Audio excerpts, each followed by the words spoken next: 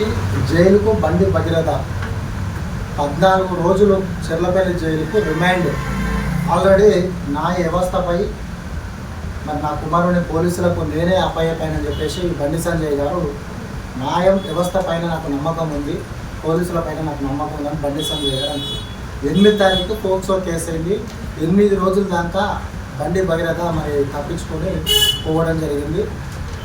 16 తారీఖు 8:15 నిమిషాలకు నార్సింగ్లో పోలీసులు మరి పట్టుకున్నారని చెప్పేసి పోలీసులు అంటున్నారు. బండి సంజయ్ గారేమో నేనే అప్పయ్యపానని చెప్పేసి బండి సంజయ్ గారు అంటున్నారు. మరి ఎంతవరకు నిజమనేది కూడా ప్రజలు మీరు కామెంట్ రూపంలో తెలియజేయండి. గత 8 రోజుల కింద పోక్సో కేసు అయింది. ఆల్రెడీ పోక్సో కేసు అయిన తర్వాత తప్పించుకొని పోయిండు. మరి అమ్మాయి కూడా మైనర్ అని చెప్పేసి తెలంగాణ వ్యాప్తంగా తెలుగు రాష్ట్రాలలో కూడా సంచలనం సృష్టించారు. ఎందుకంటే బండి సంజయ్ గారు కేంద్ర మంత్రివర్యులు అమిత్ షా తర్వాత ఈ భారతదేశంలోనే మరి అమిత్ షా గారు తర్వాతనే మరి బండి సంజయ్ గారు కేంద్ర మంత్రివర్యులు, సహాయ మంత్రులు. మరి తెలంగాణలో కూడా ఎంతో కేటగిరీ ఉన్న వ్యక్తి, ఎంతో నేమ్ ఉన్న వ్యక్తి, తెలంగాణ కోసం కూడా ఎంతో పోరాడిన వ్యక్తి. అయినప్పటికీ కూడా తన కుమారుడు చేసినటువంటి పనికి మరి వారు కూడా ఎంతో బాధాకరంగా మరి ప్రజలలో కూడా మొన్న జరిగినటువంటి ర్యాలీలో కూడా చెప్పిండు. చట్ట ప్రకారంగా నా కొడుకు న్యాయం, ప్రజలకు న్యాయం కాదు.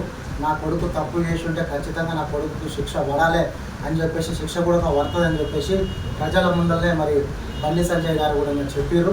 అయినప్పటికీ తెలంగాణ పోలీసులు కూడా వారం రోజులుగా గాలించి నార్సింగ్లో మరి 8:15 నిమిషాలకు అతన్ని పట్టుకోవడం జరిగింది.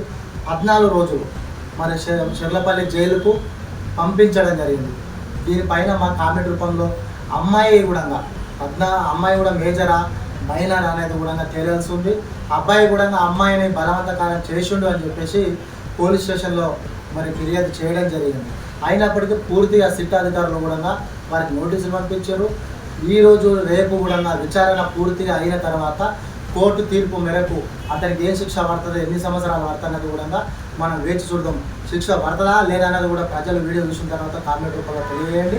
అమ్మాయికి న్యాయం జరగాలని చెప్పేసి అమ్మాయి పట్ల ఆ అమ్మాయికి మనందరం కలిసి సపోర్ట్గా న్యాయంగా మనందరం పోరాడదామని చెప్పేసి నా వీడియో ద్వారా ప్రతి ఒక్కరికి కూడా విజ్ఞప్తి చేస్తాం. Thank you.